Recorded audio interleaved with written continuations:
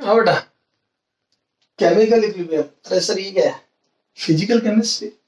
आप हमारे को फिजिकल केमिस्ट्री पढ़ा था? ये बेटा फिजिकल केमिस्ट्री में आपको क्या पढ़ाऊंगा? आपको मेरे से ज्यादा आती है फिजिकल केमिस्ट्री, ठीक है?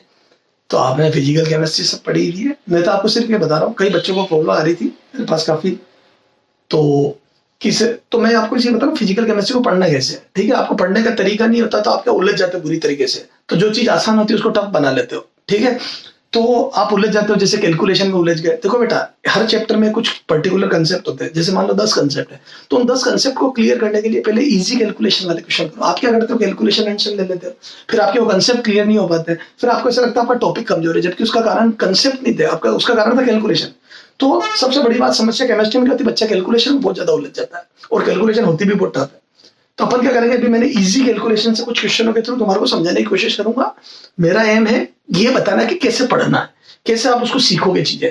तो 4-5 टॉपिक, केमिकल इक्विलिब्रियम हो गया, स्पेशली केमिकल काइनेटिक्स हो गया, आयनिक इक्विलिब्रियम हो गया, वे सबसे ज्यादा आयनिक इक्विलिब्रियम और सॉल्यूशन।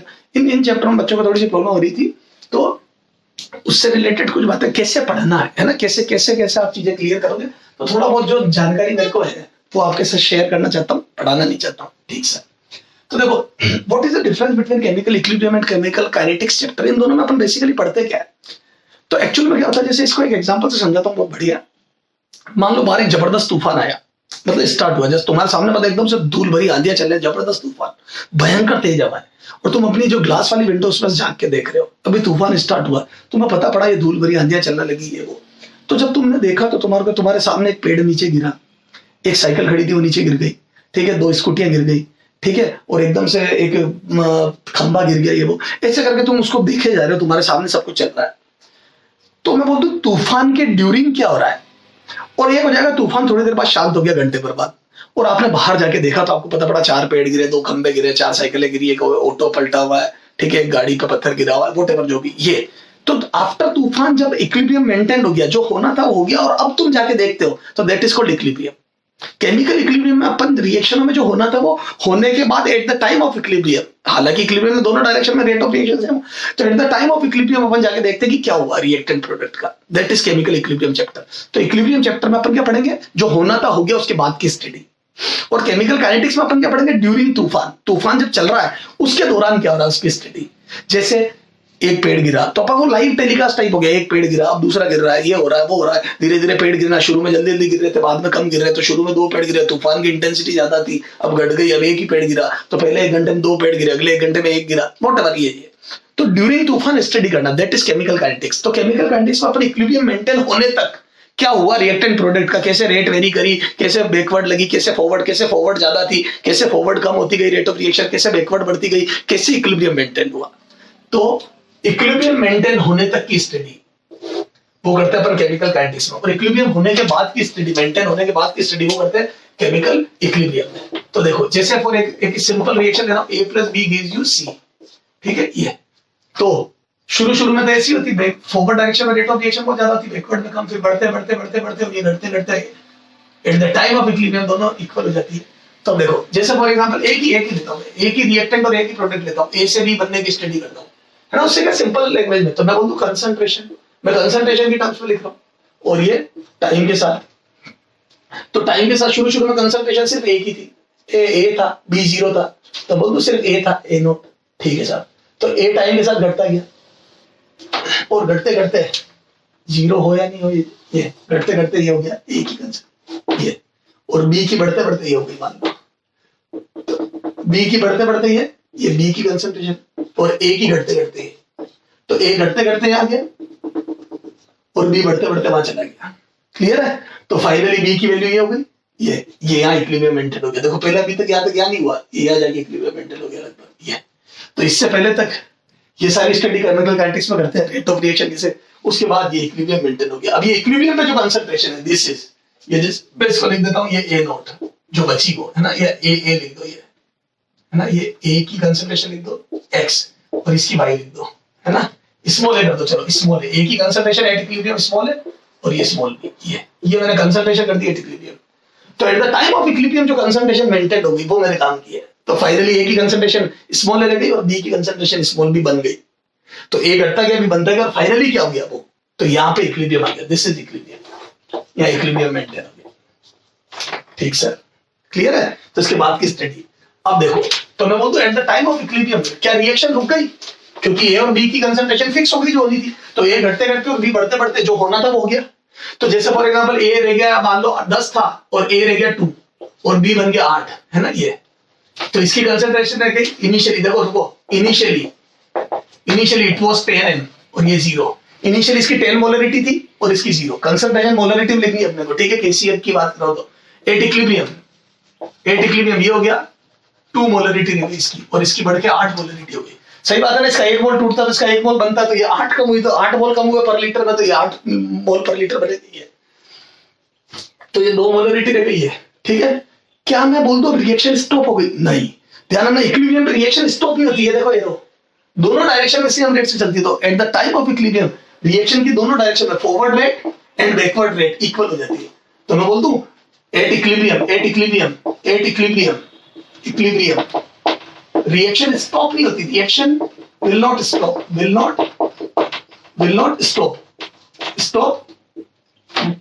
है ना? Reaction will not stop, but दोनों डायरेक्शन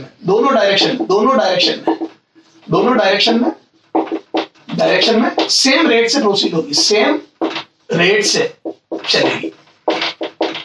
तो दोनों डायरेक्शन में सेम रेट से चलेगी, रुकेगी नहीं, दोनों डायरेक्शन में सेम रेट से चलेगी। इसलिए no change will be, hence no change will be observed,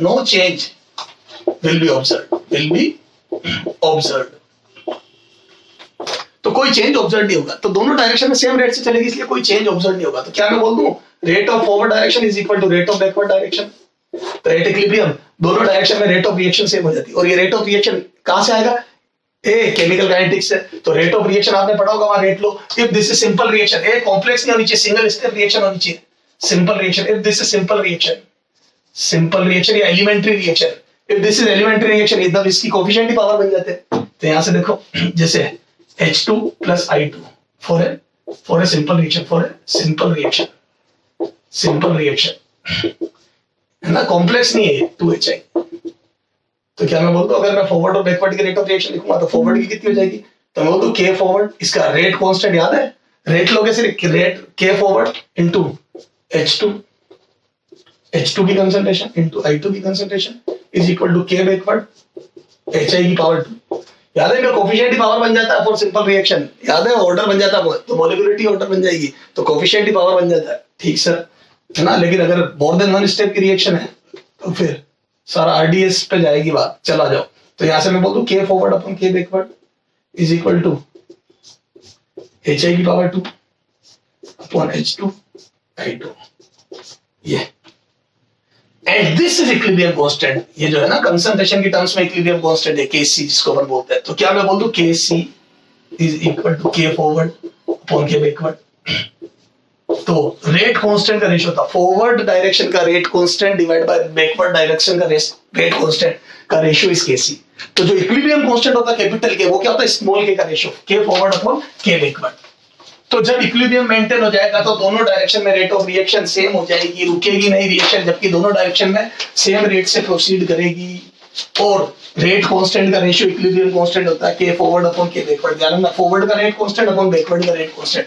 ध्यान रखना फॉरवर्ड ऊपर आता है, अरे फॉरवर्ड रहेगा यानी ऊपर रहेगा, बैकवर्ड तो नीचे आ जाएगा। ठीक है, यस सर। अब इसमें क्वेश्चन देखो, जैसे for an elementary reaction, ठीक है, H2 plus I2 gives you 2HI, है ना? if R forward, है ना? if rate of, है ना, rate of forward reaction मतलब association, forward reaction is rate of forward reaction is R forward बराबर K forward H2 into I2। ठीक है, एंड ये K RL बराबर ये ले लो 2 into 10⁻⁻18। ठीक है, ये दिया है। And rate of backward reaction, ठीक है, रिएक्शन इज R बैकवर्ड बराबर 2.4 into 10⁻⁻21। ठीक है, HI का स्क्वायर। एलिमेंट्री रिएक्शन है तो कोई कोफिशिएंट पावर में चलेगा ऑर्डर में, ठीक है। Then find out equilibrium constant of this reaction, find out equilibrium constant, ये rate constant of this reaction, तो इस रिएक्शन का इक्विलिब्रियम कांस्टेंट बताना है, ठीक है, ऑफ दिस रिएक्शन। तो क्या मैं बोल दूं, क्या तो आर फॉरवर्ड बराबर आर बैकवर्ड, दोनों रिएक्शन है बराबर कर दो, ये बोलो। और जैसे मैंने बराबर करी तो यहाँ से के बराबर कितना आ जाएगा, के फॉरवर्ड अपॉन के बैकवर्ड। अरे बोलो ना बेटा, ये आ जाएगा ना HI का स्क्वायर अपॉन की कंसंट्रेशन का स्क्वायर H2O2 की कंसंट्रेशन बराबर दिस, और ये कितना आ जाएगा बेटा 2 into 10 raised to power minus 18 upon 2.4 into 10 raised to power minus 21। इसको सोल्व करो बेटा, तो ये कितना आ जाएगा, तो ये आ जाएगा 1000 ऊपर गया तो 2000 अपॉन 2.4 या 20,000 अपॉन 24। काटो बेटा, ये आ रहा है कितना, 4 5 6 6 48 6 33, ये देखो 833 के करीब आ रहा है, 833। तो क्या मैं बोल दूं, दोनों डायरेक्शन में रेट ऑफ रिएक्शन इक्वल करी तो अपने पास इक्विलिब्रियम कांस्टेंट क्या आ जाएगा, जो कि फॉरवर्ड के रेट कांस्टेंट अपॉन बैकवर्ड के रेट कांस्टेंट का रेशियो होगा, रेट कांस्टेंट। Yes sir. अब देखो तो सर ये इक्विलिब्रियम कैसे मेंटेन होता है ये समझ में आ गया, इक्विलिब्रियम कांस्टेंट समझ में आ गया। अब देखो बेटा, ये जो केसी होता है ना, अब देख, तो केसी होता है तब जब अपन रिएक्टेंट और प्रोडक्ट की कंसंट्रेशन को मोलरिटी में रखेंगे, है ना, मोलरिटी में अपन सारी कंसंट्रेशन रखते हैं। तो जब आप कंसंट्रेशन को मोलरिटी मोल पर लीटर में लिखते हो तो आपके पास केसी आता है, ठीक है साहब। और ये सारी कंसंट्रेशन इक्विलिब्रियम पे होती है, किस पे होती है, इक्विलिब्रियम पे। जैसे बेटा एक एग्जांपल देख, ठीक है, तो अपन एक एग्जांपल लेते हैं, क्या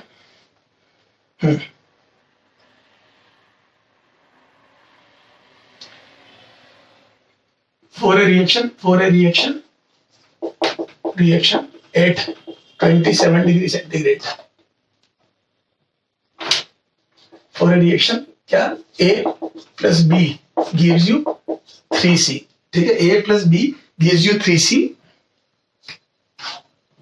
for a reaction A plus B gives you 3C, mole of A, B and C at equilibrium, सही बात है, इक्विलिब्रियम पे तो चाहिए at equilibrium are 1, 1 and 4 respectively। Then case इसका इक्विलिब्रियम कांस्टेंट बताना है, A 4, B 8, C 64, D can't say, ठीक है। ये चार ऑप्शन दे दिए बेटा, A4, B 8, C 64, 16 दे दे,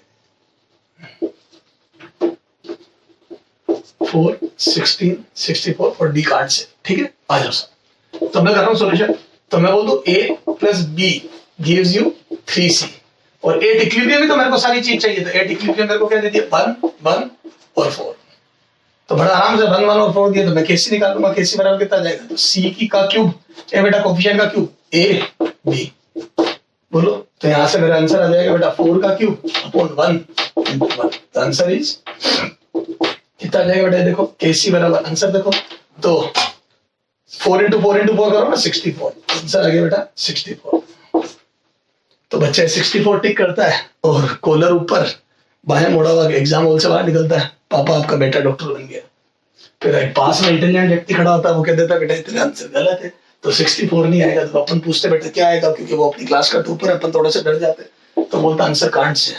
अपन उससे पूछते कांट से क्यों, तब वो बताता है ये ध्यान दे क्या पूछा था, तो अपन ने कहा हाँ कैसी पूछा था, बोले दिए क्या थे, तो अपन ने कहा बहुत जोर से चिल्ला, अपन मोल दिए थे, ये देखो लिखा ना mole of A B and C are 114, तो बोलता मोल आते हैं मोलरिटी, अपने को हाँ यार यहाँ तो मोलरिटी आती है, this are molarities, this bracket is stands for molarity, तो ये मोलरिटी लिखनी थी, तो concentration in terms of molarity लिखनी थी, अभी मैंने बताया था। तो जब इक्विलिब्रियम, तो रेट आजा केमिकल काइनेटिक्स, केमिकल काइनेटिक्स में जब रेट लो लिखते, रेट लो में सारी कंसंट्रेशन होती, कंसंट्रेशन मोलरिटी में होती, मोलरिटी में लिखते हैं, फिर के फॉरवर्ड के बैकवर्ड कराता, तो K forward rate of forward R forward और आर बैकवर्ड को इक्वल कराता, तो K forward upon K backward बराबर HI की मोलरिटी का स्क्वायर अपॉन H2 की मोलरिटी और I2 की मोलरिटी, दीज आर मोलरिटी, तब आता है केसी।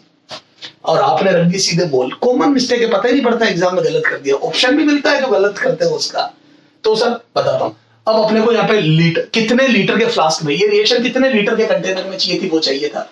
तो what was the volume of this container, तभी तो आपकी कंसंट्रेशन आएगी, क्योंकि मोल per litre is called molarity. तो आपको सबसे पहले तो कंटेनर का वॉल्यूम चाहिए था। चलो आ जाओ। चलो सर, तो कैसे गलती होती समझ में आ गई बेटा, मोलरिटी चाहिए थी, आपने मोल रख दिए। तो ध्यान देना बेटा, मोल दिए या मोलरिटी, ठीक है। कई बार क्या तुक्के में सही हो जाता है, 2C होता है ना, तो क्वेश्चन तो भी आंसर आपका सही हो जाता, गलत करके भी। क्यों? क्योंकि आप मोल रखते तो भी आंसर सही आ जाता, क्योंकि यहाँ पे A + B gives you 2C, तो इसका del n 0 है। अभी आगे बात करूंगा del n की, और जब del n 0 होता तो वो मोल ही मोलरिटी, मोल पर यूनिट वॉल्यूम, तो ऊपर भी जैसे C के मोल अपॉन वॉल्यूम आएगा का स्क्वायर आएगा, और नीचे A के मोल अपॉन वॉल्यूम, B के मोल अपॉन वॉल्यूम, तो वो वॉल्यूम के स्क्वायर दोनों कट जाएंगे। तो जब del n 0 होता तो दिक्कत नहीं आती। अभी आगे बात करेंगे, अभी मैं ये बात करना नहीं चाहता, ठीक सर? तो नहीं करना चाहते तो सर मत करो। हाँ, फॉर ए रिएक्शन है ना, in a 2 liter flask, in a 2 liter flask, in a चल यही ले, in 2 liter flask, 2 liter flask, in a 2 liter flask, है ना, if mole of A, B and C are if mole of A, B and C at any time, any instant are these, then find out Kc। अब देखो, अब 2 litre का flask दे दिया, तो जब 2 litre का फ्लास्क दे दिया और अब Kc पूछा है, ठीक है, तो ये ऑप्शन कर लो, ये 4 8 64, ये ऑप्शन, ठीक है। तो हम 2 लीटर का फ्लास्क दे दिया, तो मोलरिटी निकालने के सारे तुमने दे दिया अपने को, तो आ जाओ। तो हमने बोल दूं क्या, A1 2 2 क्या दिया कंसंट्रेशन, अब आ जाए क्वेश्चन वापस। तो क्या बोल दूं, रिएक्शन है A + B gives you 3C। अब देखो, A के मोल दिए 1, B के 1 और C के 4, ठीक है।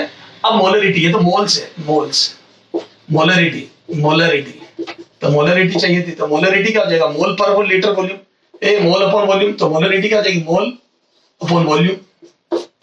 सोल्यूट यहाँ पे तो वो लफड़ा ही नहीं ना, सोल्यूट सॉल्वेंट सॉल्यूशन सब, तो अभी तो अपने को सीधा 2 लीटर गैसियस वो है सारे, तो 1/2 मोल पर लीटर, तो 2 लीटर का डिवाइड कर दिया, और 4/2 सब में 2 लीटर फ्लास्क तो इस बार, तो ये चीज मिसिंग थी पिछले क्वेश्चन में, तो 2 का डिवाइड कर दिया, तो 1/2 तो ये आ गया 1/2 and 2, ठीक है। तो अब Kc कितना आ जाएगा, तो Kc बराबर, तो अब आ जाओ, तो C की कंसंट्रेशन, यस, मोल पर लीटर का क्यूब, A की कंसंट्रेशन, B की कंसंट्रेशन, तो यहां से मैं लिख दूं 2 का क्यूब अपॉन 1/2 into 1/2, तो कितना आ जाएगा 32, ये गलती है, 2 4 8, ठीक है, 32 आ रहा है ना, तो 32 भी ऑप्शन ले ले बेटा, 32 ले लेना, एक यार क्या करना, अगर कैलकुलेशन 32, तो ये आंसर आ गया 32, तो Kc बराबर 32। समझ में आ गया क्या? तो पिछले क्वेश्चन में आपके लीटर मिसिंग था, ठीक है, ठीक है। 32 बच्चा फिर से 32 टिक करता है, फिर से एग्जाम हॉल से बाहर आता, कूलर खड़ी हुई, पापा आपका बेटा डॉक्टर बन गया, फिर से कोई टॉपर क्लास का पड़ोस में खड़ा होता है, बोलता तेरा क्या आंसर आया, अपन बोलते 32 आया, इस बार बोल, और बाहें, और वो बोलता 32 गलत है, अपन बोलते अरे यार क्या तकलीफ है तेरे, तो बोलता 30, अपन पूछते क्यों, अब फिर से दिमाग खराब, क्योंकि टॉपर है अगला, तो चांस तो उसके राइट होने के ज्यादा हो गए, तो क्यों बोल देता, फिर अपन बोलते भी पहले बीच में, मोल दिया है, लीटर दिया हुआ है, मोल पर लीटर निकाल दिया ना, इस बार ध्यान रखना ना Kc है। वो बोलता है ये मोल कब दिए, देखो इधर देख, 1 1 and 4, ठीक है, मोल है, लीटर है, पर यहाँ कहीं लिखा एट एनी इंस्टेंट, ये तो किसी इंस्टेंट पे दिए, अगले ने क्या बोला, दीज आर एट इक्विलिब्रियम, तो याद है मोल इक्विलिब्रियम कांस्टेंट में इक्विलिब्रियम पर मोल, याद है, तूफान मेंटेन हो गया, जो होना था वो हो गया, उसके बाद की स्टडी होती है, तो these should be at equilibrium, strictly these should be at equilibrium, किसी टाइम की कंसंट्रेशन नहीं चलेगी, किसी टाइम के मोल नहीं चलेंगे, क्या, तो आपने मोल पर लीटर लिया, these are not at equilibrium, तो मैं बोल दूं रीजन, गलत होने का रीजन क्या है, these moles are not given at equilibrium, समझ गए, तो ये इक्विलिब्रियम पे थोड़ी दिए हुए जो तुमने रख दी है, तो यहाँ पर जो कंसंट्रेशन आती है, these strictly should be at equilibrium, तो at equilibrium होनी चाहिए सारी कंसंट्रेशन, तो Kc निकलता है। सर हम तो किसी भी इंस्टेंट पे रख देंगे, तो वो क्यों निकलेगा, that is called reaction quotient, समझ गया, तो ये जो ये निकलती वैल्यू किसी भी समय पर रखने पर जो वैल्यू निकलती है, तो मैं बोल दूं इक्विलिब्रियम का जो एक्सप्रेशन आया इक्विलिब्रियम कांस्टेंट का, उस एक्सप्रेशन में किसी इंस्टेंट पर कंसंट्रेशन रख दोगे तो क्यों आएगा reaction quotient, that would not be equilibrium constant. तो अपन ने एक नई बात और सीख ली, रिएक्शन कोशेंट, ठीक है, तो इसका यूज क्या है वो भी मैं बताऊंगा, लेकिन अभी मुद्दे की बात ये है की कंसंट्रेशन एट इक्विलिब्रियम होनी चाहिए। क्या होनी चाहिए? At equilibrium. चलो आ जाओ एक अगला क्वेश्चन करते हैं, फिर इस क्यू को भी देखते हैं, क्यू क्या बात बोली मैंने, ठीक है। तो अभी मैंने एक नई टर्म घुसेड़ दी अंदर, क्या? रिएक्शन कोसेंट, उसकी बात अपन भी करेंगे। अभी पहले अपन वापस से सारी बात करते हैं, इधर आ। तो देखो for a reaction A plus B gives you 3C। अभी मैं टेम्परेचर में नहीं लिख रहा हूं, मेरे को जरूरत, मैंने कहा ना कैलकुलेशन रिड्यूस करो, जब मेरे को जरूरत नहीं मैं क्यों लिखूं, है ना। हालांकि हर टेम्परेचर पे होता है केसी, लेकिन मैं अभी उसकी बात नहीं करना चाहता ना। ठीक है, आपको जो गिवन टेम्परेचर उसी पे सारी बात चल रही है लेबोरेटरी में। इन ए 2 litre flask mole of A B and C at equilibrium, अब दे रहा हूं एट इक्विलिब्रियम, एट इक्विलिब्रियम, बस अब लिख दिया इक्विलिब्रियम। तो अब सारी बात ठीक है, वॉल्यूम भी दे दिया, मोल भी दे दिया और इक्विलिब्रियम पे भी दे दिए। देन फाइंड आउट केसी, देन केसी, केसी, ठीक सा। अब ऑप्शन लिखो, A 4, B 32, C 64, D 8, E कांड से 60 इन कांड से, ठीक है। आप सारे अब आ जाओ, अब तेरे को देखना आगे सारी बात। जो जो गलती हो सकती थी सब करवा दी मैंने। तो अब केसी का फॉर्मूला हमें पता है, क्या होता है केसी? सी की कंसंट्रेशन का क्यू अपॉन ए की कंसंट्रेशन इंटू बी की कंसंट्रेशन। तो सी की कंसंट्रेशन का क्यू अपॉन ए की कंसंट्रेशन बी की कंसंट्रेशन। अब देखो सी की कंसंट्रेशन कितनी होगी, तो सी की कंसंट्रेशन सी के मोल अपॉन वॉल्यूम, ठीक है। तो ये कितना आ गया बेटा? तो सी के मोल कितने? 8 इक्विलिब्रियम, सी के मोल 8 इक्विलिब्रियम, 8 इक्विलिब्रियम, 8 इक्विलिब्रियम, ठीक है। तो कितना आ जाएगा? सी के मोल कितने हैं? तो देखो 4 अपॉन 2, तो आ जाएगा बेटा 2 molarity. This is the concentration of C. ऐसी कंसंट्रेशन ऑफ ए तो वो आ जाएगी बेटा 1/2 मोलरिटी, और कंसंट्रेशन ऑफ बी वो आ जाएगी 1/2 मोलरिटी। 1 मोल है इक्विलिब्रियम पे और 2 लीटर का कंटेनर है, 1/2 1/2। अब आ जा केसी, तो केसी कितना आ गया बेटा? तो मैं बोल दूं ये आ जाएगा 2 का क्यूब अपॉन मोलरिटी है सारी 2 मोलरिटी अपॉन 1/2 1/2। यूनिट भी चाहो तो लिख सकते हो, लेकिन मेरा अभी ध्यान यूनिट में नहीं है। मोलरिटी का cube upon molarity, molarity 2 molarity कर दिया तो मोलरिटी में आ जाएगा। तो केसी की यूनिट आ जाएगी मोल पर लीटर। अरे चाहो तो लिख देना 8 32 मोल पर लीटर, ये इसकी यूनिट आ गई। तो मैं बोल दूं क्या इसकी यूनिट डिपेंड करेगी डेल एन कितना है, तो केसी की यूनिट इस बात पर डिपेंड करेगी कि रिएक्टेंट और प्रोडक्ट के कोएफिशिएंट क्या क्या है। समझ गए? तो इसकी कोई कांस्टेंट यूनिट नहीं होती केसी की। मोलरिटी अब ऊपर क्यूब है नीचे स्क्वायर है, तो 2 से पावर कट गई 3 तो मोलरिटी आ गई। यहाँ पे 4 होता ये कोएफिशिएंट 4 होता मोलरिटी स्क्वायर है, तो समझ गए? तो ये यूनिट वाली करेगी 32। तो अभी अपन मुद्दे की बात है 32 है आंसर, तो मैं यूनिट पे ध्यान नहीं दे रहा हूँ 32। तो इक्विलिब्रियम दे चेक करना, इक्विलिब्रियम का कंसंट्रेशन है क्या और लीटर दिया है क्या और मोल दिए है क्या। तो या तो मोलरिटी डायरेक्ट दे देगा, मोलरिटी डायरेक्ट दे दे तो मजा आ जाएगा, और नहीं तो मोल दे देंगे लीटर दे देंगे तो कर देंगे सर। सब सारी बात समझ में आ गई? तो ये हो गई पूरी कंप्लीट बात। अच्छा आप सुनना, इसी में क्या kx और वो निकाल सकते हैं, चला जाओ। तो ये तो हो गया इक्विलिब्रियम कांस्टेंट kc निकाला। अब अगर मान लो kc तो हो गया ये जब कंसंट्रेशन को किसमें सॉरी सारी रिएक्टेंट प्रोडक्ट की कंसंट्रेशन को मोलरिटी में रखते हैं। अब अगर मोल फ्रैक्शन में रखूं या पार्शियल फ्रैक्शन में रखूं तो 2 नई टर्म होती है। तो at equilibrium are 1 1 and 4 respectively, then find out then ये then find out, इसको 2 कर दो 2, then find out kc।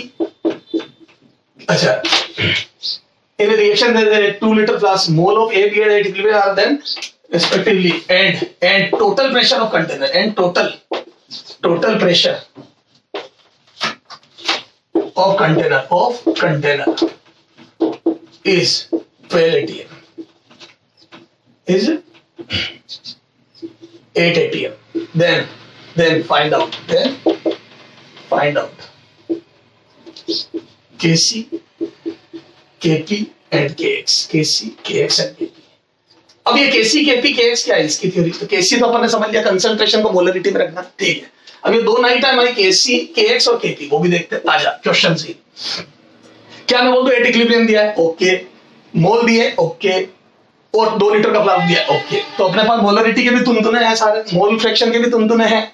अब देखो तो kc तो होता है kc is equal to c का स्क्वायर सॉरी c का क्यूब अपॉन a और b, ये कंसंट्रेशन। तो ये इन मोलरिटी है ना, A B and C will be in molarity, ठीक है सर समझ में आ गया।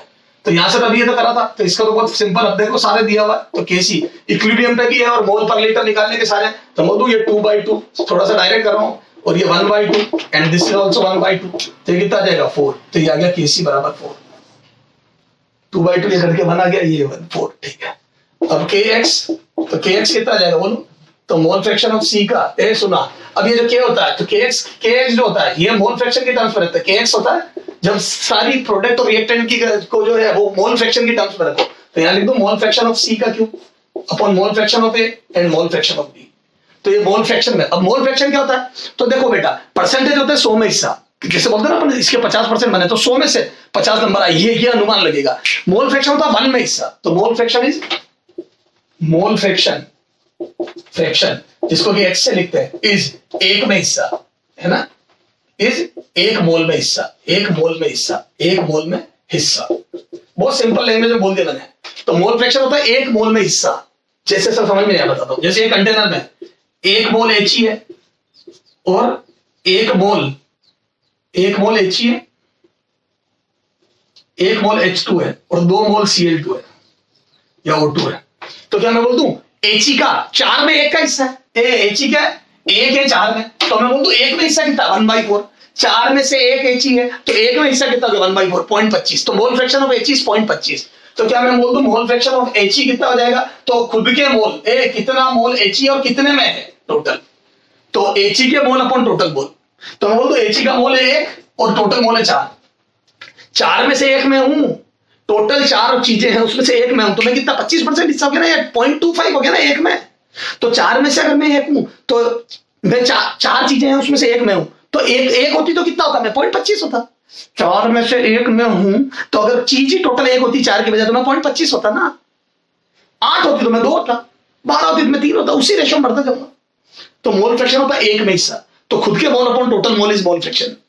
भैया मेरे खुद के मोल मैं कितना हूं 1 हूं, कितने हैं टोटल 4, तो 4 का डिवाइड कर दो तो 1 में कितना होता पता पड़ जाएगा ना, 4 में से 1 में हूं तो 1 में, तो यूनिटरी मेथड लगा दूंगा, तो मैं बोल दूं खुद के मोल अपॉन टोटल मोल, तो मोल फ्रैक्शन क्या हो गया बेटा, मैं कितना हूं अपॉन टोटल कितने हैं, तो 1 में कितना हूं समझ में आ जाएगा ना, टोटल का जैसे डिवाइड करता तो 1 में चीज आ जाती है।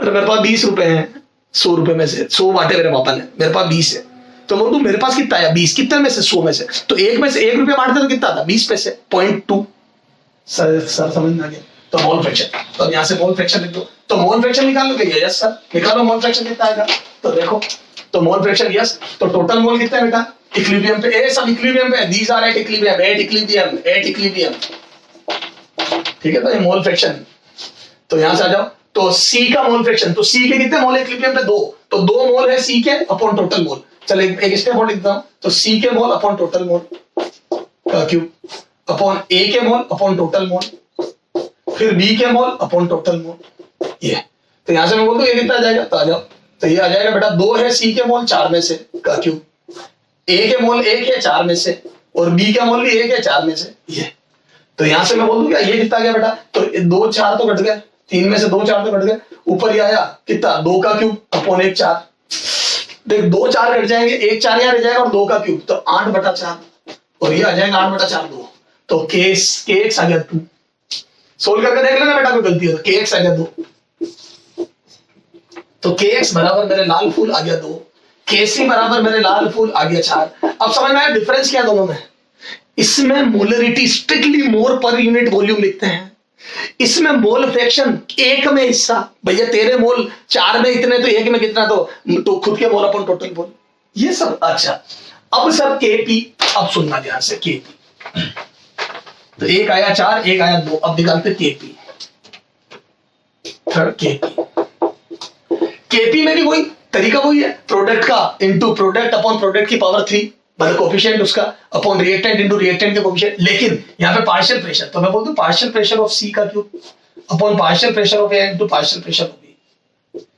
अब ये पार्शियल प्रेशर कैसे निकालते हैं, सुनना ध्यान से, पार्शियल प्रेशर बहुत ध्यान से समझना बेटा, पार्शियल प्रेशर बच्चा इसी में उलझता है। अब सुनना what do you mean by partial pressure, जैसे कंटेनर है, सुनना ध्यान से, वही 1 मोल He, तो मैं बोल दूं ये He है ना, He का 1 मोल, ये He, H2 का 1 मोल और O2 के 2 मोल, 1 and 2, मैं बोल दूं ये जिग दम मोशन कर रहे हैं, तो एक पर्टिकुलर टेम्परेचर पे दमादम टकरा रहे हैं, पूरे कंटेनर का टेम्परेचर सेम है, इसलिए He, H2 और O2 को सेम गर्मी लग रही है, समान टेम्परेचर पे घूम रहे हैं, ठीक सर, पूरा वॉल्यूम सेम है तो घूमने की जगह भी सेम है, हम एक रूम में बंद कर दिया, हमारे को आग लगा दी, तो चाहे मैं हूं चाहे मेरा भाई हो चाहे कोई भी, तो एक रूम में बंद करके सर आग आप सही कह रहे हैं सर, हाँ, फिजिक्स पढ़ाने वाला सबको एक रूम में बंद करके इधर देख, तो एक रूम में बंद करके तो मैं, मेरा भाई और ये सब, तो अब अपन झिझक क्वेश्चन करें तो हम सबको गर्मी सेम लगी क्योंकि टेम्परेचर हमारे लिए सेम होगा, घूमने के लिए वॉल्यूम सेम होगा, तो एक कंटेनर में बंद सारे मॉलिक्यूल के लिए V और T सेम होगा। यस सर, सबके मोल अलग अलग है, ठीक है सर। अब देखो मोल जितने ज्यादा मोल उतने ज्यादा नंबर,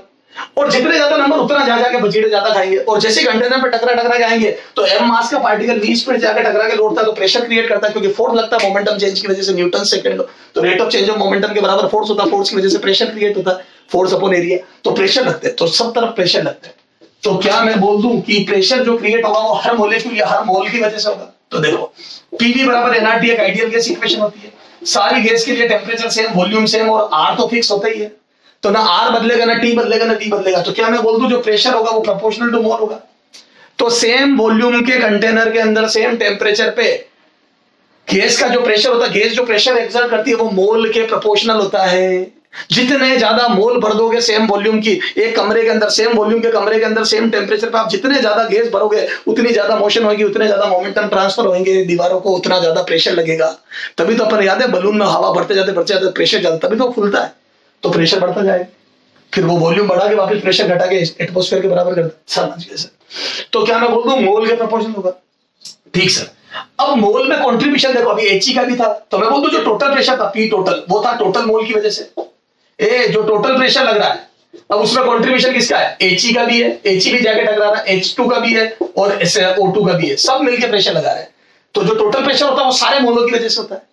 अब इसमें से क्या मैं बोल दूं जो प्रेशर ड्यू टू He जो होगा उसको बोलते हैं पार्शियल प्रेशर। इस टोटल 12, अभी कितना लग रहा है? टोटल 8 एटमॉस्फेयर, इस 8 एटमॉस्फेयर में He भी टकरा रहा है दीवारों पे, H2 भी टकरा रहा है और O2 भी टकरा रहा है, तो क्या मैं बोल दूं जो पार्शियल प्रेशर यानी कि सिर्फ He की वजह से कितना प्रेशर, तो टोटल कंट्रीब्यूशन 8 का है। इन दीवारों पे दम दम जो आवाज आ रही है उसमें मैं कितना टकरा रहा हूं, तो मैं कितना टकरा रहा हूं इस डिपेंड्स कि मेरे कितने मोल है, तो मोल ऑफ He, तो मेरे मोल पे डिपेंड करता है, मेरे कितने नंबर है उस पर डिपेंड करता है कि मैं कितना टकराऊंगा। समझ गए क्या? तो टोटल प्रेशर टोटल मोल की वजह से आया, उसमें से He का प्रेशर He के मोल की वजह से आया, तो क्या मैं बोल दूं कि He के मोल की वजह से He का प्रेशर होगा? क्लियर है? अरे बोलो ठीक सा। तो अब देख, और ऐसे H2 की वजह से H2 का होगा, ठीक सा। तो क्या मैं बोल दूं इधर देख, टोटल मोल की वजह से प्रेशर है P टोटल, जो 8 एटमॉस्फेयर लग रहा है वो सारे मोल का मिला के HeO2, तो टोटल 4, एक मैंने लिया ना 1 1 2, तो 4 की वजह से इतना है। अरे अपने दिमाग में चला 4 की वजह से है 8 ATM, तो 1 की वजह से, तो यूनिट की वजह से कितना होगा, तो P टोटल, दिमाग में दोनों बात चला, P total by N total, total mole की वजह से टोटल प्रेशर लगता है, तो 1 मोल की वजह से लगेगा total pressure divide by per unit mole, number of mole, ठीक सर। तो मैं बोल दूं यार दिमाग में चला 4, 1 1 और 2, टोटल इक्विलिब्रियम पे 4 मोल थे, उनकी वजह से 8 प्रेशर लगा, तो 1 की वजह से कितना लगेगा 8/4 2, तो मैं बोल दूं ये वैल्यू मन में 2 आ गई, तेरे मन में चला ना ये 2, ये न्यूमेरिकल वैल्यू। तो अब He की वजह से कितना प्रेशर लगेगा, तो partial pressure due to He, तो क्या मैं बोल दूं ये आ जाएगा बेटा partial pressure due to He is equal to, मैं बोल दूं कि He के mole into total pressure upon N total, total pressure upon total mole, ठीक सर। और यहां पे बोल दूं He के mole upon total mole, He के mole upon total mole into total pressure, ये क्या हो गया बेटा, तो He के mole upon total mole, this is mole fraction, ये मोल फ्रैक्शन ऑफ He, सही बात है। तो मैं बोल दूं एक में से He का जो हिस्सा है जैसे 0.25, अभी 112 है तो 0.25, तो मैं बोल दूं ये 0.25 टाइम्स प्रेशर, तो टोटल प्रेशर का 0.25 ये क्रिएट करेगा 0.25 टाइम्स, तो 4 मिलके 8 एटमॉस्फेयर प्रेशर क्रिएट करते हैं, तो एक कितना करेगा, तो मैं बोल दूं 0.25 टाइम्स ऑफ टोटल प्रेशर, क्योंकि इसका 0.25 हिस्सा है, तो जो टोटल 1 मोल में कंट्रीब्यूशन इसका 0.25 है, तो प्रेशर में भी 0.25 टाइम्स कंट्रीब्यूशन होगा, तो 8 में से 0.25 टाइम्स यानी कि 2 ATM ये क्रिएट करेगा, 2 ये करेगा और 4 ये करेगा, तो जिसके मोल ज्यादा उसका प्रेशर ज्यादा। 100 बात की एक बार पार्शियल प्रेशर निकालोगे तो इंडिविजुअल आ गया, तो टोटल 8 एटमॉस्फेयर में किस किस का कितना कितना कंट्रीब्यूशन है, that is partial pressure. Yes sir, थोड़ा समझ में आ गया। तो पार्शियल प्रेशर फॉर्मूले से मत पढ़, पार्शियल प्रेशर क्या होगा, तो सबका हिस्सा कौन कितना कितना प्रेशर क्रिएट कर रहा है, और वो यूनिटरी मेथड से निकल जाएगा कि टोटल प्रेशर सबने मिलके कितने मोल ने मिलके कितना प्रेशर क्रिएट करा, उसमें से तेरे कितने मोल है। यस सर, तो यहां से आ जाओ, तो यहां से Kp बराबर कितना आ जाएगा बेटा, Kp बराबर तो पार्शियल प्रेशर ऑफ C का cube upon partial pressure of A into partial pressure of B। Clear है? तो अब मैं बोल दूं यहां से कितना आ जाएगा पार्शियल प्रेशर, तो मैं बोल दूं ए देख टोटल मोल है 4, तो और C के मोल है 2, तो 2 मोल है C के, 2 मोल है सी के NC upon N total into P total का cube upon NA upon N total into P total NB upon N total into P total. ये आ जाओ कितना आ जाएगा, तो यहां से कितना आ जाएगा बेटा, तो ये आ जाएगा 2/4 2/4 इंटू 8 का क्यूब 1/4 इंटू 8 एंड 1/4 इंटू 8। ये कितना आ जाएगा ये, तो यहां से आ जाएगा बेटा 64 ये 2 2 4 16, ये आ गया 16। यूनिट क्या आ जाएगी ATM क्यूब, ATM वही एटमोस्फेरिक, तो ATM cube upon ATM square ATM तो यूनिट लिखना चाहो तो इनकी यूनिट चाहे केसी और केपी है ना, के हर केसी की तो कोई यूनिट नहीं होती, केएक्स की तो कोई यूनिट नहीं होती, केसी और केपी की यूनिट इट डिपेंड्स डेलन कितना है। ठीक सर, तो ये समझ में आ गया। तो केसी केपी केएक्स निकालना आ गए, केएक्स में मोल फ्रैक्शन के टर्म्स में लिखूंगा, केपी में पार्शियल प्रेशर के टर्म्स में लिखूंगा, पार्शियल प्रेशर जिसके जितने ज्यादा मोल उसका उतना ज्यादा प्रेशर। सर सारी बात समझ में आ गई। तो मेरे हिसाब से तो तेरे तक ये बात पहुंच गई कि केसी केपी केएक्स निकालते कैसे। अब इनमें आपस में रिलेशन, ठीक है, मैं डिराइव नहीं कर रहा हूँ, थोड़ा जल्दी जल्दी बता जरूर दूंगा ताकि बेसिक क्लियर, और उन पे क्वेश्चन कर लेते हैं कि वैल्यू कैसे रखनी है। ठीक है, तो केसी केपी केएक्स में है ना। अच्छा इधर देखना बेटा, केसी केपी केएक्स, ठीक है। तो यहां से आपको पता होगा कि KP is equal to KC into R to the power del N, R to the power del N add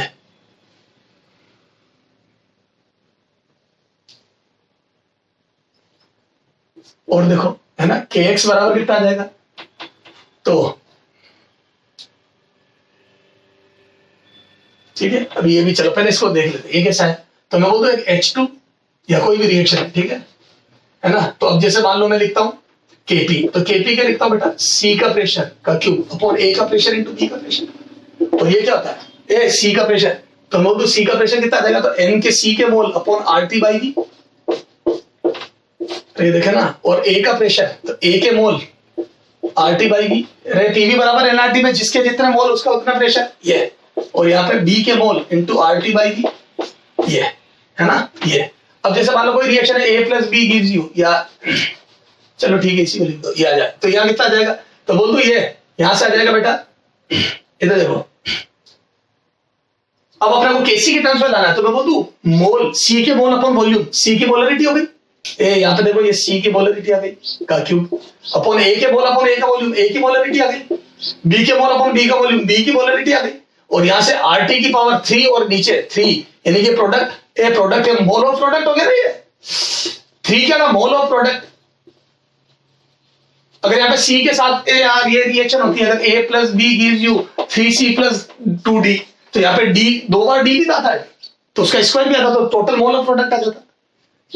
ये ले लेना यार, ये ले A plus BB gives you CC plus DD, तो यहाँ पे क्या आ जाएगा, तो यहाँ पे आ जाएगा C, यहाँ पावर D क्या आता है यार, C के मोल अपॉन ये, और यहाँ पे आता है D के मोल RT अपॉन V, तो यहाँ पे पावर आ जाती D स्मॉल d, यहाँ जाती स्मॉल c, यहाँ जाती स्मॉल a, यहाँ जाती स्मॉल b, ये बन जाता है। तो ऊपर क्या लिखते हैं, ये RT, ये सब आ जाता है, ये c की पावर c, d की पावर d, a की पावर a, b की पावर b, ये देखो ना c के मोल अपॉन c का वॉल्यूम c और पावर c, ये। और यहाँ आ जाता RT की पावर क्या, c प्लस d, ये देखो ना बेटा ये किताबों में लिखा था ना, RT की पावर c प्लस d, ऊपर दोनों ये देखे ना RT, अरे v तो उसके साथ चला गया, RT की पावर c, RT की पावर d, तो पावर एड हो जाएगी, और नीचे RT की पावर a, RT की power b, a plus b, तो ऊपर जाके माइनस a प्लस b हो जाएगा। तो बोल दो this is sum of A, sum of product, sum of mole of product, तो यहां से आ जाएगा ये Kc, तो Kc और ये आ जाएगा RT की पावर डेल एन, और मेरा डेल एन बराबर sum of mole of product minus sum of mole of reactant, तो प्रोडक्ट के जो मोल है उनका सम माइनस रिएक्टेंट, ये डेल एन आपको पता है। अगर डेल एन 0 हो गया, जैसे ये रिएक्शन है ए, इधर है a प्लस बी प्लस सी, ये तो वो इसमें प्रोडक्ट के मोल का टोटल भी 2 है और रिएक्टेंट के मोल का टोटल भी 2 है, तो 2 माइनस 2 जीरो आएगा। तो जब जीरो होता है तो केसी बराबर केपी आ जाता है। तो यहाँ से बोल दूं केपी केसी में रिलेशन हो गया। कभी भी केपी निकालना तो KC into RT the power del N, this is KC KP में रिलेशन। समझ गए क्या? यस सर समझ गए। क्लियर है? ये केसी केपी का रिलेशन आ गया।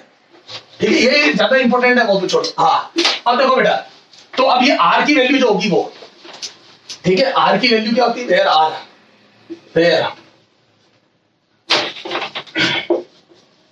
Where R is equal to कितना रखते हैं? पॉइंट, कितना? 0.0821, ठीक है, पॉइंट है ना इसकी, और इसकी यूनिट क्या बेटा?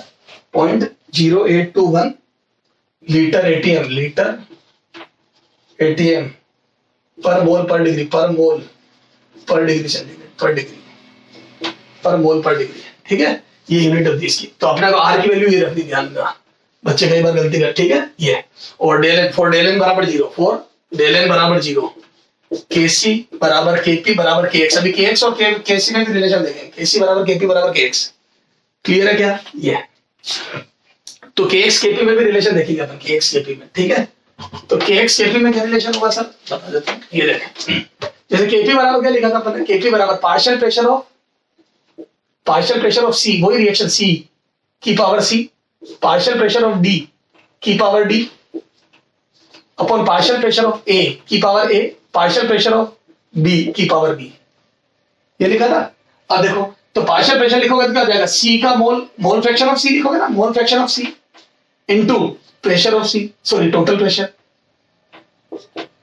है ना, की power C, mole fraction of D into total pressure की power D upon mole fraction of A, total pressure की power A, mole fraction of B की पावर बी, टोटल प्रेशर की पावर बी। ये और ये क्या बन जाएगा? तो यहां से आ जाएगा बेटा एक्स का, ये मोल फ्रैक्शन जब लिखोगे तो ये आ जाएगा के एक्स, ये आ जाएगा के एक्स, और यहां से कितना आ जाएगा? ये सारे टोटल प्रेशर है, तो टोटल प्रेशर की power C plus B minus A plus B, और ये वही आ गया डेल एन, ये। तो यहां से वो भी आ गया के एक्स, तो यहां से आ जाएगा के पी इज इक्वल टू के x into total pressure P total की पावर डेल एन, ये रिलेशन होता है। तो जैसे डेल एन जीरो होगा, तो केपी बराबर के एक्स आ जाएगा, और केसी बराबर केपी आ गया यहाँ से, तो केसी बराबर केपी बराबर के एक्स तीनों इक्वल हो जाते हैं। कब? जब डेल एन जीरो होता है। यस सर, तो ये बात सर हमारे को मालूम। चला जाओ अब क्वेश्चन देखते बेटा, एक इधर देख। हाँ, for which of the which reaction, सीधा शॉर्ट में लिखा, for which reaction है ना, which of the following, for which reaction Kp बराबर Kc बराबर Kx है ना, Kp Kc Kx निकालना था क्या आपको? मोल फ्रैक्शन का, ठीक है। A PCl5 gives you PCl3 plus Cl2, B N2 plus 3H2 gives you 2NH3, C H2 plus I2 gives you 2HI, बोलो D नन, तो आंसर सी हो जाएगा। क्यों? डेल एन जीरो आ रहा है, इसका देखो इसका डेल एन निकालना आना चाहिए, तो प्रोडक्ट के बोल प्रोडक्ट पे लाएगा 1 + 1 2 2 - 1, ये 1 आ गया इसका डेल एन, तो डेल एन बराबर प्रोडक्ट माइनस रिएक्टेंट, तो 2 - 1 + 3, तो आ जाएगा -2, ठीक है। फिर इसका तो डेल एन बराबर आ जाएगा 2 - 1 + 1, तो ये आ जाएगा 0, ठीक है। तो इस वाली रिएक्शन का डेल एन 0 आ गया, इस वाली रिएक्शन का डेल एन बराबर कितना आ गया बेटा? -2, सेकंड रिएक्शन का, और पहली रिएक्शन का डेल एन बराबर आ गया 1, तो डेल एन निकाला प्रोडक्ट के मोल का टोटल माइनस रिएक्टेंट के मोल का टोटल। यस सर, अब आ जाओ सर, एक क्वेश्चन को करा दो जिससे केसी देके केपी पूछ ले या केपी देके केसी पूछ ले, एक क्वेश्चन वो कर दो, तो ये देख आए तो देखना है ना,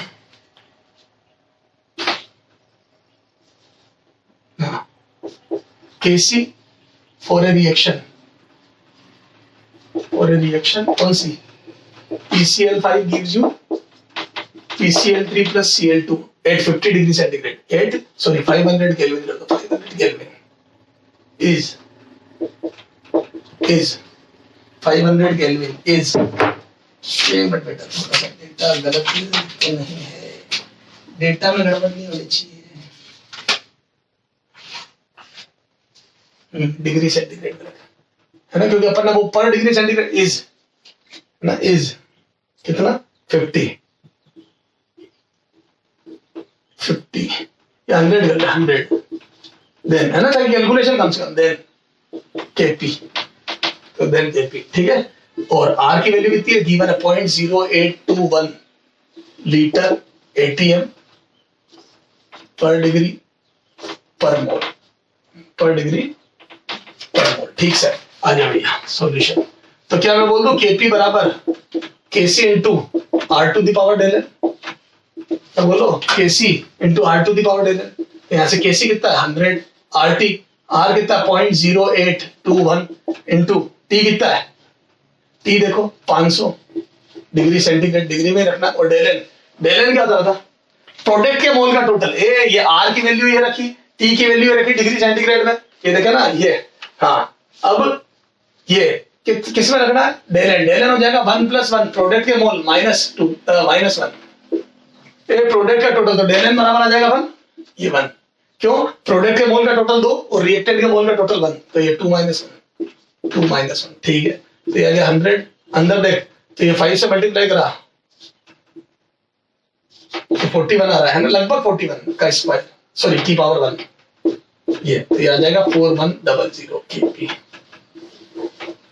अरे जो भी समझ गए, यस सर। तो आपको आर की वैल्यू दी, ध्यान रखनी 0.0821 और उसके बाद del N product minus reactant के मोल का टोटल, यस सर।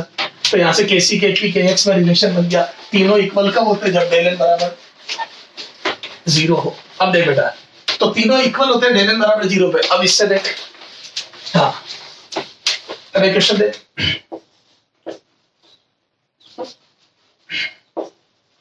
और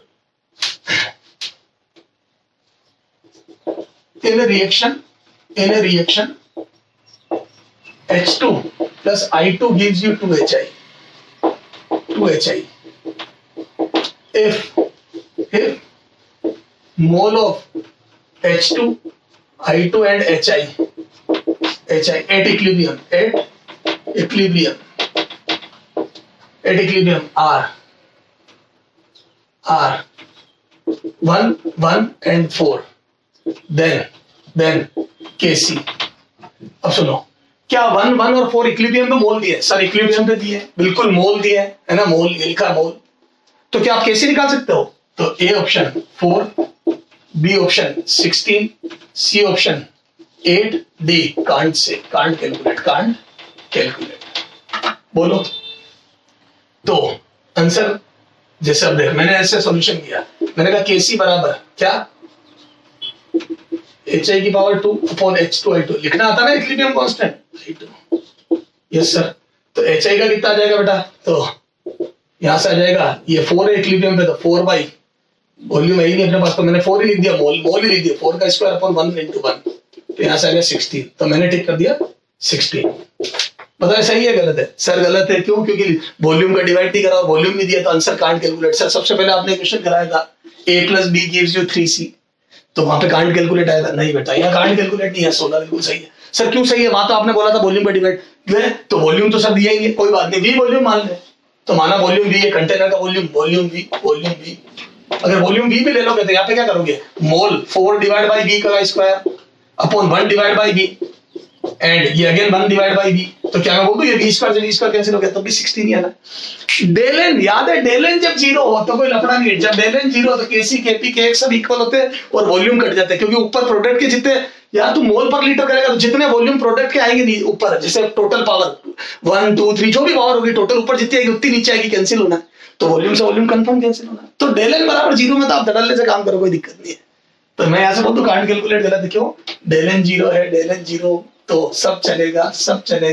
तो ध्यान रखना डेल एन 0 पे आप मोल भी लिख सकते हो मोलरिटी की जगह, लेकिन ध्यान रखना लेते मोलरिटी है, यस सर। तो सर ये मोलरिटी मोल वाले सारे कंसेप्ट क्लियर हुए। सर एक वो रिएक्शन कोएफिशिएंट कुछ आपने बीच में डाला था, हाँ देखो बेटा सुनना ध्यान से, जैसे for a reaction, for reaction, ठीक है, A plus B gives you C, ठीक है, या A gives you B plus सी,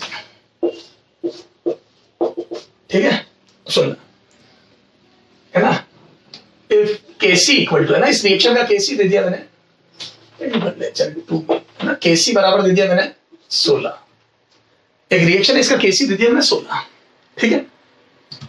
अब सुनना है ना, अब ये 16 है and concentration of A and B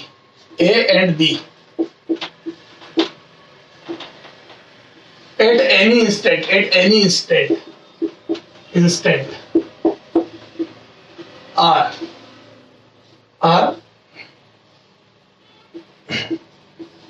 2m and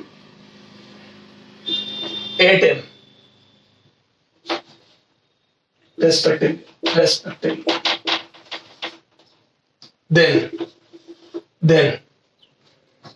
है ना, तो then reaction will proceed, A forward, B backward, C will not proceed, D can't say, ठीक है। अब ये देखो, ये कंसंट्रेशन दे दी सीधी, मोलरिटी में इस बार कोई दिक्कत ही नहीं है, और कैसी दे दिया। अब याद है मैंने किसी इंस्टेंट है, देखो जो इक्विलिब्रियम कांस्टेंट का एक्सप्रेशन होता है क्या, कि बी की कंसंट्रेशन का स्क्वायर, उसका जो कोएफिशिएंट स्क्वायर अपॉन ए की कंसंट्रेशन, जो भी है ना, तो ये मैंने जो लिखा है, इसमें अगर आप वैल्यू इक्विलिब्रियम पर रख देते हो तो इक्विलिब्रियम कांस्टेंट बन जाता है, किसी इंस्टेंट पर रखते हो तो क्यों बन जाता है, एट एनी इंस्टेंट टी, तो वो क्यों बन जाता है, रिएक्शन कांस्टेंट रखो एट एनी इंस्टेंट टी, तो मैं बी की कंसंट्रेशन रख रहा हूं, तो बी की कंसंट्रेशन 8 है, देखो at any instant not at equilibrium, any instant not at equilibrium, तो ये इक्विलिब्रियम में नहीं दिया है, तो किसी इंस्टेंट पे लिखता हूं तो क्यों बन जाता है, तो ये देखो 8, तो 8 का स्क्वायर अपॉन कितना है 2, ये एक ही आंसर है, तो ये आ जाएगा 32, तो क्या मैं बोल दूं रिएक्शन कोएफिशिएंट की वैल्यू 32 है, और 32 जब रिएक्शन कोएफिशिएंट 32, इसका मतलब मैं बोल दूं प्रोडक्ट ज्यादा, बेटा ऊपर वाली चीज ज्यादा होगी तभी तो क्यू की वैल्यू ज्यादा आएगी, इफ ए, तो यहां से देख अब थ्योरी बन जाएगी, इफ ए, इधर देख थ्योरी, यहां से थ्योरी समझ, if Q is greater than K, Q greater than K, मतलब किसी इंस्टेंट पर कंसंट्रेशन रखी और वो ज्यादा आ गया K से, तो क्या मैं बोल दूं प्रोडक्ट ज्यादा बना हुआ है, ए ये ऊपर वाली चीज ज्यादा, तो प्रोडक्ट ज्यादा बना हुआ, तो रिएक्शन बैकवर्ड जाएगी, तो रिएक्शन बैकवर्ड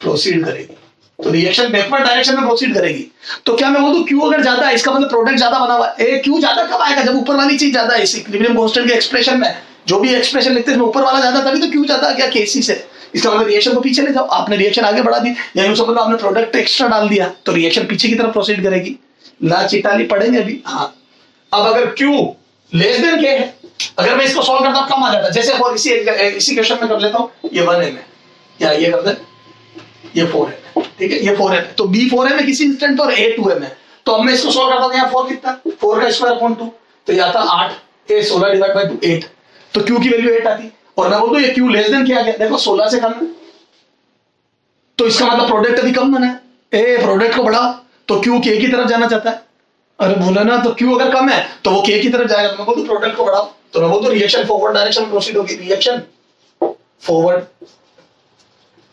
फॉरवर्ड डायरेक्शन में प्रोसीड करेगी, तो जब अगर ये ज्यादा है, कौन क्यू ज्यादा है, तो रिएक्शन बैकवर्ड प्रोसीड करेगी, क्योंकि प्रोडक्ट कम करना चाहती है, क्यू ज्यादा तभी होगा जब प्रोडक्ट ज्यादा हो, क्योंकि प्रोडक्ट ऊपर आता है, तो क्यू के ज्यादा होने का मतलब प्रोडक्ट ज्यादा, तो बैकवर्ड प्रोसीड करेगी, और अगर क्यू कम है तो फॉरवर्ड प्रोसीड करेगी, समझ गए, तो रिएक्शन फॉरवर्ड प्रोसीड करेगी, बैकवर्ड इट डिपेंड्स क्यू, और अगर दोनों इक्वल आ गए क्यू बराबर के, तो मैं बोल दूं इक्विलिब्रियम है, एट इक्विलिब्रियम, यही रहेगी,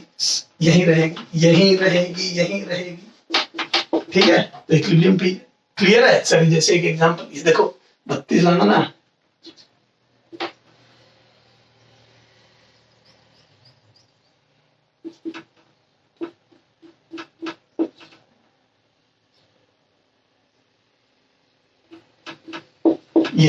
ये देखो, ये 4 एम दे दिया, 8 एम दे दिया, अब देखो तो यहाँ आता 8 का स्क्वायर, ये इधर देख 8 का स्क्वायर और यहाँ आता 4, तो यहाँ आता 64 डिवाइड बाई 60 इक्वल आ गया। तो मैं बोल दूं एट इक्विलिब्रियम, तो रिएक्शन पहले से इक्विलिब्रियम है। तो रिएक्शन कोसेंट क्या होता है समझ में आ गया? किसी इंस्टेंट पर इक्विलिब्रियम का जो एक्सप्रेशन आया उसमें किसी इंस्टेंट पर कंसंट्रेशन रखना, किसी भी इंस्टेंट पे, और इक्विलिब्रियम पे रखना, इक्विलिब्रियम कांस्टेंट देगा। तो किसी भी टाइम पर रखना रिएक्शन कोसेंट देगा और इक्विलिब्रियम पे रखना, समझ गए? Yes sir. चलो सर, तो ये एक पार्ट हो गया। इसमें हमने सीखा केसी, केपी, केएक्स में क्या अंतर है। केसी में कंसंट्रेशन मोलरिटी में रखते हैं, केपी में पार्शियल प्रेशर में रखते हैं। पार्शियल प्रेशर जिसके मोल ज्यादा होंगे उसका प्रेशर ज्यादा होगा। कंटेनर में सब मिलकर प्रेशर लगाते हैं, तो जितना तेरा हिस्सा मोल में उतना प्रेशर में भी हिस्सा। भैया तू मोल में 1/4 है तो प्रेशर में भी 1/4 होगा, तू मोल में आधा है तो प्रेशर में भी आधा होगा। ठीक सर। मोल फ्रैक्शन सर 1 में हिस्सा, परसेंटेज 100 में हिस्सा। तो केएक्स होता है मोल फ्रैक्शन की टर्म्स में लिखना सबको, केपी होता है पार्शियल प्रेशर की टर्म्स में लिखना, और केएससी होता है मोलरिटी की टर्म्स में रखना। मोलरिटी में मोल और लीटर दोनों चाहिए, इक्विलिब्रियम चाहिए, दोनों बातों का ध्यान रखना। डेल एन जीरो तो ध्यान ही मत रख, सब सेम आएगा, चाहे केसी निकाल, केपी निकाल, केएक्स निकाल, चाहे मोल रख चाहे मोलरिटी रख। ठीक है, तो डेल एन जीरो पे तीनों इक्वल होते हैं। डेल एन क्या होता है? प्रोडक्ट के मोल का टोटल माइनस रिएक्टेंट के मोल का टोटल।